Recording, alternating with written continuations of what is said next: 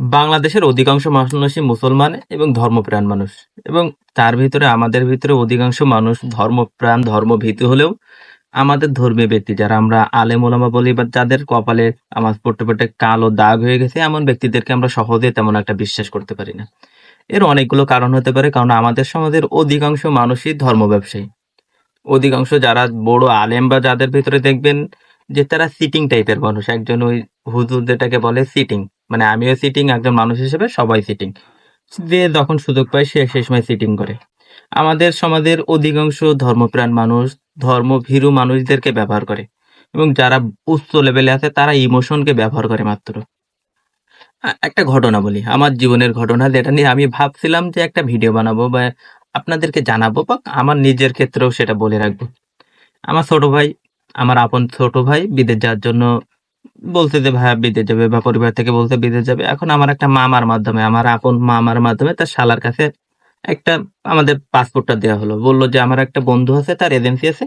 তার কাছে সেটা পাঠিয়ে দিব এবং সে খুব সবচেয়ে কম টাকার ভিতরে নিয়ে যাবে। তার কাছে আমরা বিশ্বাস করে তার পাসপোর্টটা দেওয়ার পরে মনে হলো যে হ্যাঁ দেবে। তাকে দেখে মনে হলো আলেম ওলামা, নামাজ পড়তে, পড়তে কপালে দাগ হয়ে গেছে। কয়েকবার হজ সহ কতবার যে উমরা করতে হয়তো তিনি নিজেও জানে না। ওই ব্যক্তিটা যে সময় বলল যে হ্যাঁ ঠিক আছে দিব, তখন তো আমাদের জায়গা থেকে এবং একটা আত্মীয়তা সম্পর্কের জায়গা থেকে মনে হলো যে হ্যাঁ সেটা অবশ্যই তার কথা যৌক্তিক বা তার কথা ঠিক হবে। কিন্তু ভাই যে সময় বিপত্তি বাঁধলো, যেদিন বিদেশ যাওয়ার সময়, ওই দিন থেকে দেখলাম যে আমাদের কাছ থেকে সবচেয়ে বেশি টাকাটাই নেওয়া হয়েছে। মানে একজন ব্যক্তিকে যত টাকা নেওয়া হইছে আমাদের কাছ থেকে সবচেয়ে বেশি টাকা নেওয়া হইছে।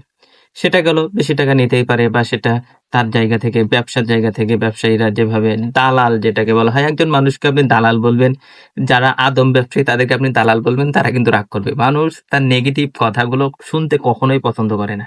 এটা হলো মানুষের স্বাভাবিক প্রবৃত্তি। এখন সেদিকে না যায়। ছোট ভাই বিদেশ গেল, বিদেশ যাওয়ার পরে কাজ দিতে চায় না। সেটা নিয়ে কথা বলছি। আর এখন আমি তো ভাই দালালের সাথে যোগাযোগ নেই। আমার ওই মামার শালার সাথে যোগাযোগ। মামার শালার কাছে ফোন দিলেই দেখছি। এই ধরনের সমস্যাগুলো। তিনিও কিন্তু ৫ ওয়াক্ত নামাজি। এমনকি দাঁড়িয়ে আছে, কপালে কালো দাগ হয়ে গেছে। নামাজ পড়তে, পড়তে আল্লাহর দরবারে সিজদা দিতে হয়তো তার কপালে দাগ হয়ে গেছে। কিন্তু তারপরেও তার জায়গা থেকে তিনি কিন্তু কতটা নৈতিক, কতটা সৎ, এটা নিয়ে তো আমার জায়গা থেকে প্রশ্ন। এমন ঘটনা হয়তো অনেক মানুষের ক্ষেত্রে হয়। ধর্মকে শুধুমাত্র ব্যবসার ক্ষেত্রে ব্যবহার করছে এসব মানুষগুলো। এরা সেই বিদেশ যাওয়ার পরে সেখানে কাজকর্ম ঠিক নাই। একজন মানুষের উপরে নির্যাতন হয়। যেখানে একজন মানুষ দরকার সেখানে ২০ জন মানুষ পাঠাই দিচ্ছে, কাজ পাচ্ছে না। এই যে ভাই বাঙালিদের মাধ্যমেই কিন্তু আমাদের ধর্মটাকে ব্যবহার করা হচ্ছে বা ধর্মের প্রতি আমাদের যে বিশ্বাস সেটা নষ্ট হচ্ছে। আপনি যে সময় যৌক্তিক দাবিতে কথা বলবেন, ধর্মটাকে নিয়ে কথা বলবেন। এখন ধর্মের উদাহরণ দিতে যেহেতু আপনি এই ধর্ম যারা পালন করছে তাদের নিয়েই কথা বলবেন, তাই না?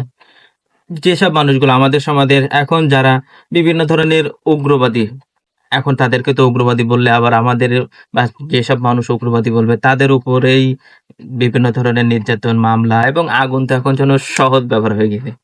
বলা হয়ে থাকে যে আগুন সন্ত্রাসী বলে একসময় আমরা কথা শুনতাম। এখন আমরা স্বচক্ষে সেটা দেখছি। এখন একজন মানুষকে আপনি বলতে পারবেন কখন? একজন মানুষের তো মতামতের স্বাধীনতা থাকা দরকার। বৈষম্য বিরোধী ছাত্র আন্দোলনের পর থেকে বা একটা দেশে বৈষম্যহীন থাকার পর তো মুক্ত চিন্তারও বৃদ্ধি পাওয়ার কথা।